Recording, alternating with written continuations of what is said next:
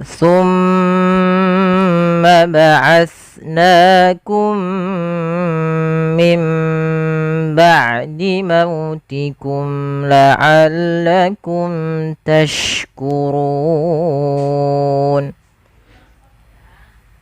Bismillah. Pada lafal summa, ketika kita melafalkan bacaan summa, ini hati-hati di lafal huruf sa. Ya teman-teman, ketika kita melafalkan huruf sa, bagaimana cara melafalkan huruf sa yang benar?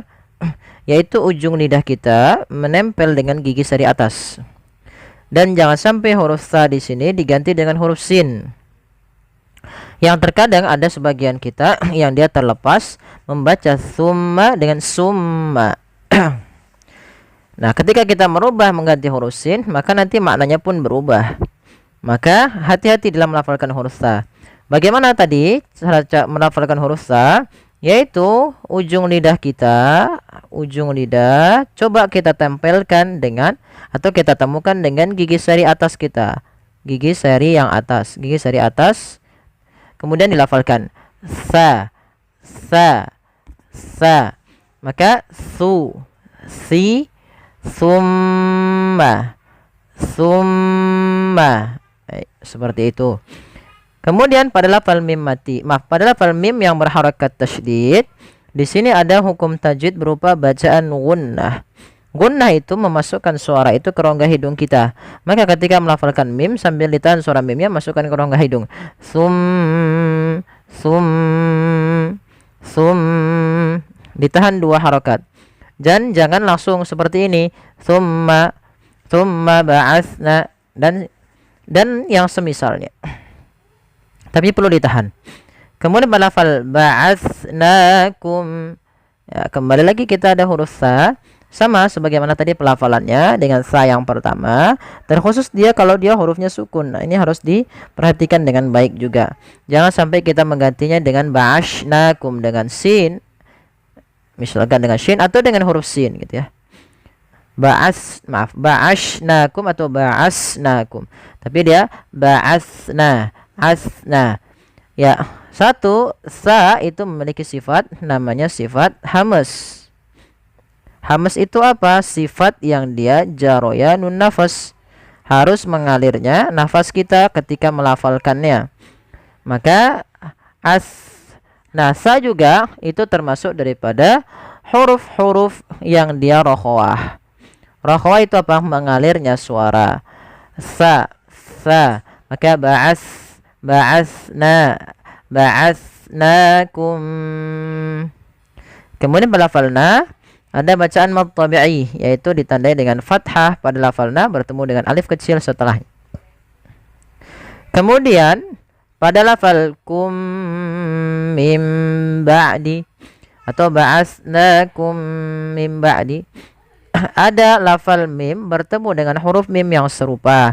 Maka ini kita hukumi dengan bacaan idgham bi gunnah, teman-teman. Maaf, idgham bi gunnah. Idgham mimi, teman-teman. Idgham mimi.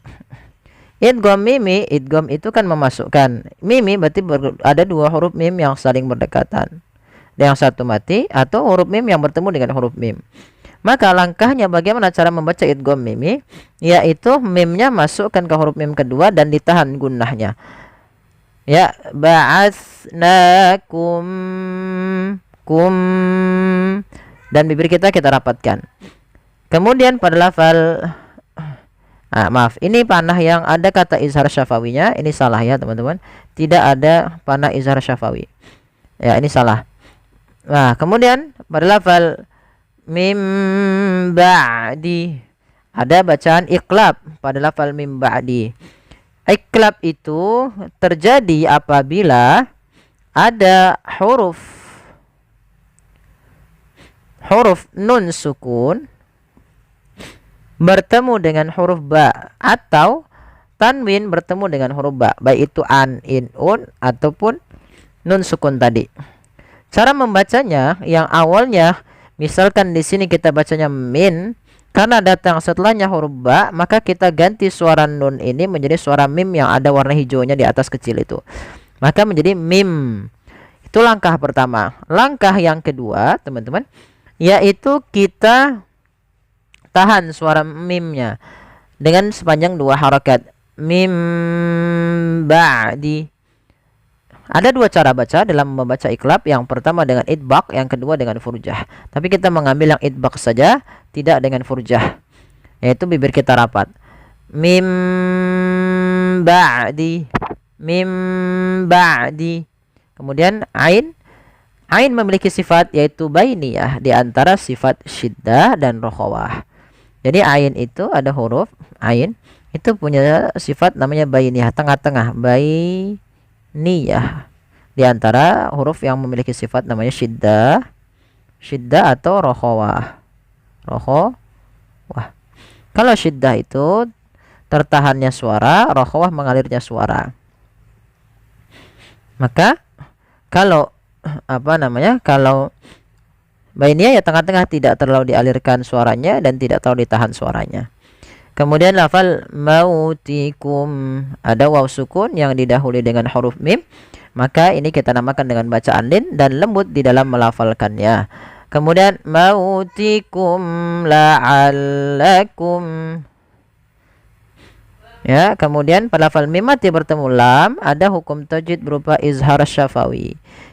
Izhar syafawi terjadi apabila ada huruf mim sukun bertemu dengan huruf hijaiyah keseluruhannya, huruf hijaiyah. Kecuali 2 huruf tidak boleh dibaca izhar, yaitu mim dan ba. Contoh tadi ada mim ketemu mim, ada idgham mimi, maka sudah kita ambil. Maka izhar syafawi terjadi ketika ada huruf mim itu bertemu dengan huruf hijaiyah. Maka dia harus jelas suara mimnya, tidak boleh ditahan. Mautikum la'allakum tashkurun. Kemudian pada lafal la'allakum, ini juga maaf kami editannya salah lagi nih. Pada lafal gunnahnya tidak boleh, ini enggak ada gunnah di sini. Kemudian pada lafal la'allakum tashkurun, mim mati bertemu tak, lagi izhar syafawi. Kemudian pada lafal tashkurun, hati-hati teman-teman, jangan mengganti huruf shin dengan huruf sin. Ini berbeda jauh sekali. Kalau kita ganti nanti maknanya berubah. Contoh tashkurun artinya bersyukur. Kalau taskurun artinya mabuk dan yang semisalnya. Hati-hati di dalam melafalkan shin dan sin. Maka la'allakum tashkurun. La'allakum tash. Nah, bagaimana cara melafalkan shin? Shin itu kan salah satu sifatnya tafashi, intisarus sauti fil fam, yaitu adanya menyebarnya suara kita di mulut banyak. Ash, ash, ash. Ya, ja, shin, ya itu kan lidahnya, maaf, makhrajnya dari tengah lidah kita. Maka dia sya itu dengan dari tengah lidah kita seperti ada tambahan, ada y-nya gitu ya. Ash, ash. Maka tashkurun. Kemudian pada lafal run sendiri ada bacaan kita namakan dengan mad arid disukun. Mad yang terjadi pada akhir bacaan kita yang kita sukunkan huruf akhirnya, itu kita namakan dengan sukun arid. Sebelumnya ada mad tabi'i atau ada huruf mad berupa waw, ya atau alif. Maka kita namakan dengan mad arid disukun karena dia disebabkan ada sukun arid dan sebelumnya huruf mad. Panjang untuk mad arid disukun sendiri boleh 2 harokat, boleh 4 harokat, dan boleh pula 6 harokat. Maka la'allakum tashkurun 2 harokat, tashkurun 4, tashkurun 6 harokat. Kita coba ulang dari ayat awal sampai yang terakhir.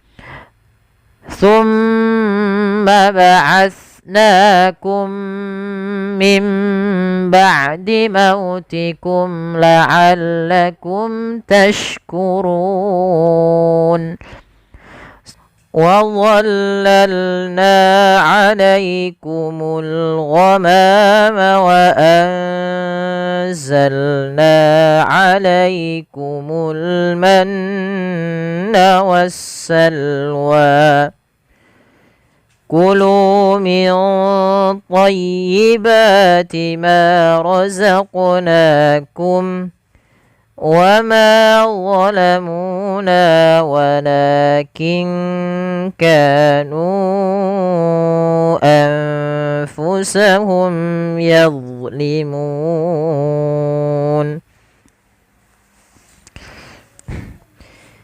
Bismillah. Pada lafal wa dhallalna, hati-hati teman-teman di dalam melafalkan huruf dha. Jangan sampai kita membacanya dengan zo. Jangan dibaca dengan wa dhallalna. Karena di sini ini bukan huruf dha.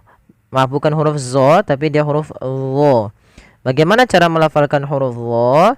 Caranya adalah ujung lidah kita tempelkan dengan giseri. Dia mirip dengan makhraj daripada huruf dzal, tapi yang membedakan adalah sifat isti'la'nya dan sifat idbaqnya.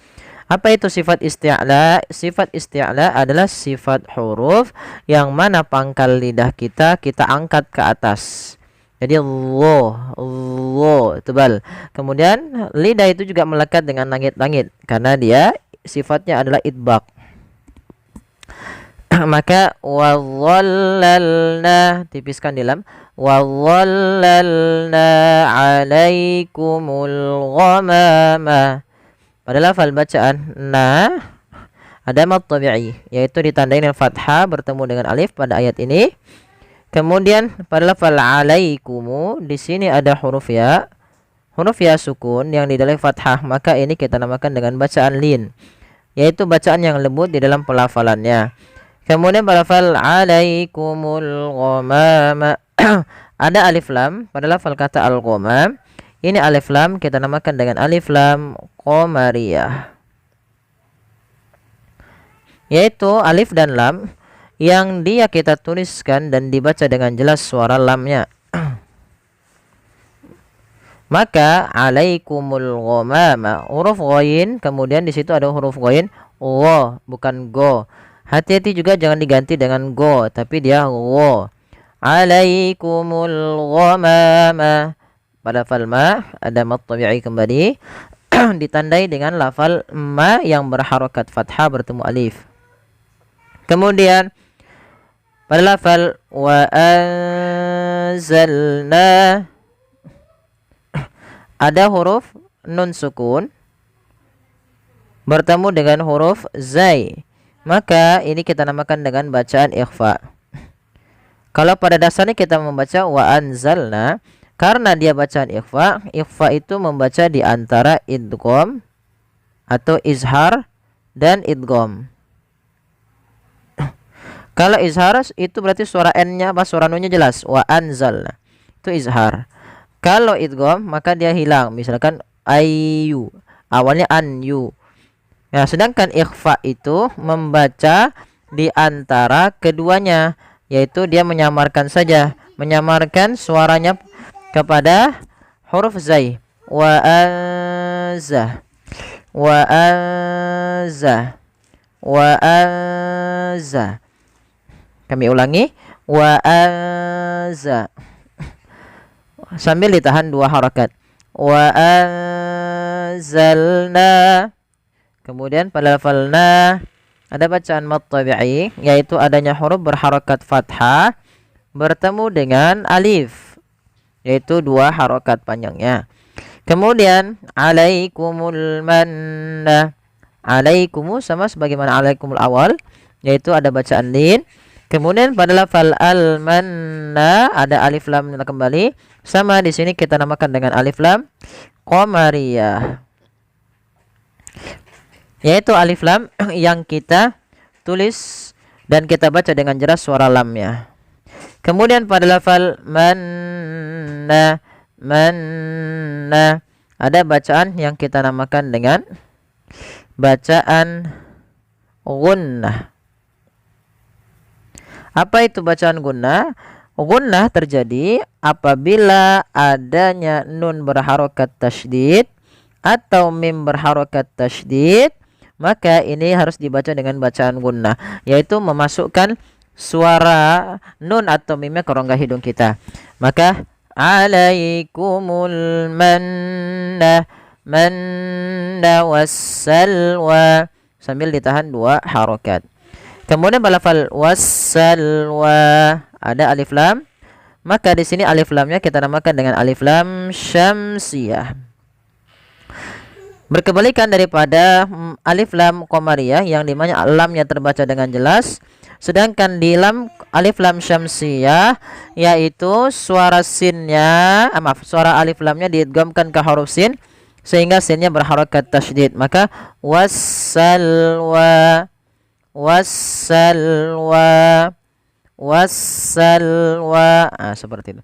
Kemudian pada lafal wa ada mad tabi'i. Ini bukan wassalwa ya, tidak dibaca ya-nya, tapi alif di atas huruf ya itu menandakan alifnya panjang untuk panjang huruf wa. Maka wassalwa 2 harakat, maka kita hukumi juga dengan bacaan mad tabi'i.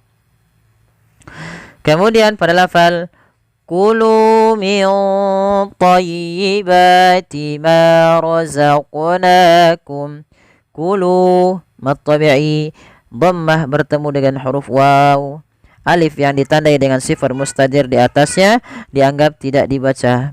Jadi cukup memanjangkan 2 harakat saja. Kemudian lafal min thayyibati ada bacaan ikhfa. Nah, ini ikhfanya langsung ke huruf tha, ditebalkan, maka ikhfanya agak tebal.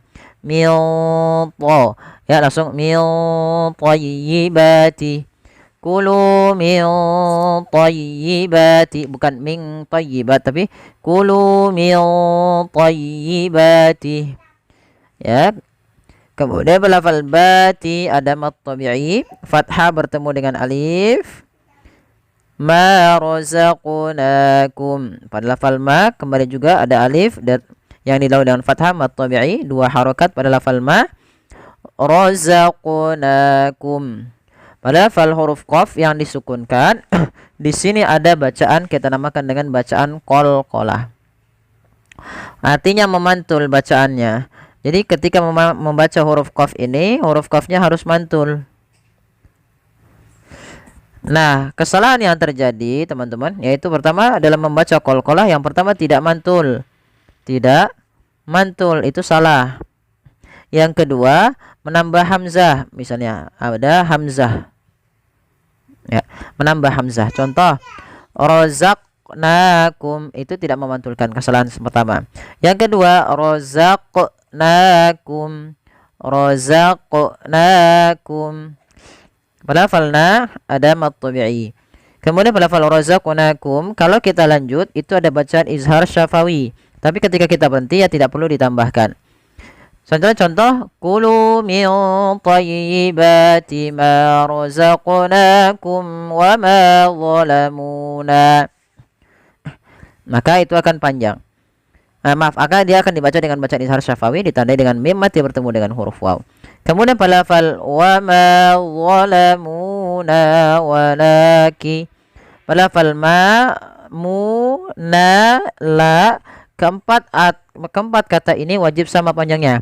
Wa ma zalamuna wala. Karena dia hukumnya adalah mad tabi'i. Dan dia perlu dipanjangkan sepanjang 2 harakat. Kemudian pada lafal walakin kanu ada nun sukun. Ada nun sukun bertemu dengan huruf kaf, maka ini juga sama bacaan ikhfa. Cara membacanya samarkan nunnya kepada huruf ikhfa. Ke huruf kaf. Kaf makhrajnya dari pangkal tenggorokan kita. Walakin ka anka, walakin kanu, walakin kanu. Ka mad tabi'i yaitu adanya fathah bentuk ini kafnya, ini alifnya. Kanu 2 harakat. Kemudian lafal nu, kanu anfusahum. Ada bacaan mad jaiz munfasil yaitu di lafal nu anfusahum, yaitu ditandai dengan adanya mad tabi'i pada lafal nu yang bertemu dengan huruf hamzah. Maka apabila teman-teman kita mendapati dalam bacaan Al-Qur'an kita ada mad tabi'i bertemu dengan hamzah dan hamzah tersebut berada di lain kata, maka kita hukumi dengan bacaan mad jaiz munfasil. Kita memanjangkannya sepanjang 4 harakat atau 5 harakat. Tidak boleh dikurangi, misalkan kanu anfusahum, enggak, tapi ditahan. Dipanjangkan 4 harakat atau 5 harakat. Walakin kanu anfusahum. Ada nun mati ketemu fa, ada bacaan ikhfa. Kemudian samarkan huruf nunnya kepada huruf fa sambil ditahan. Anfusahum. Fu, alirkan nafas, sifat hamasnya mengalirnya nafas. Hum yazlimun. Huruf ini mim yaitu ada bacaan idhar syafai karena bertemu dengan huruf ya. Harus jelas suara mimnya. Kemudian yazlimun. Nah, huruf dha, hati-hati dalam melafalkan dha yang sukun. Jangan sampai yang pertama dibaca dengan zai, yazlimun. Ini banyak terjadi yang menggantinya dengan huruf zai. Yang kedua, yazlimun, memantulkannya juga sama, tidak boleh. Padahal huruf dha bukan huruf mantul. Dia tidak boleh mantul. Nah, bagaimana melafalkannya sebagaimana tadi di awal, yaitu pangkat ujung lidah kita menempelkan dengan gigi sari dan ditebalkan yazlimun, yazlimun. Kemudian pada lafal nun ada bacaan mad arid disukun, yaitu mad yang terjadi di akhir bacaan kita disebabkan karena ada sukun arid. Panjangnya berapa harakat sehingga mu di sini kita boleh baca 2, boleh 4 atau boleh 6. Yazlimun, 2 yazlimun, 4 yazlimun. Baik, kita coba ulang dari awal ayat. Wa dhallalna 'alaikumul ghamama wa anzalna 'alaikumul manna wassalwa. Kulu min tayyibati ma razaqnakum wa ma zalamuna walakin kanu anfusahum yazlimun. Sadaqallahul azim. Ya, semoga yang sedikit ini bermanfaat bagi teman-teman sekalian. Mohon bantuannya teman-teman untuk like, share, subscribe. Dan bagi teman-teman yang ingin bergabung bersama kami di silakan gabung di UFI channel. Insyaallah bagi yang tahsin akan mendapatkan video yang pertama kali, dan kalau yang ikut kelas tahfiz nanti kita akan coba untuk membuatkan grup khusus kelas tahfiz bagi teman-teman yang sudah mendaftarkan bergabung di kelas tahfiz, yang biayanya seperti yang tercantum di program tahfiz, yaitu kita akan ada setoran secara online. Jadi bagi teman-teman yang ingin setoran hafalan Qur'annya secara online, nanti bisa menghubungi kami melalui nomor WA yang tertera di deskripsi kami. Terima kasih. Jazakumullahu khairan. Semoga bermanfaat. Kurang lebihnya mohon maaf. Wabillahi taufiq. Wassalamualaikum warahmatullahi wabarakatuh.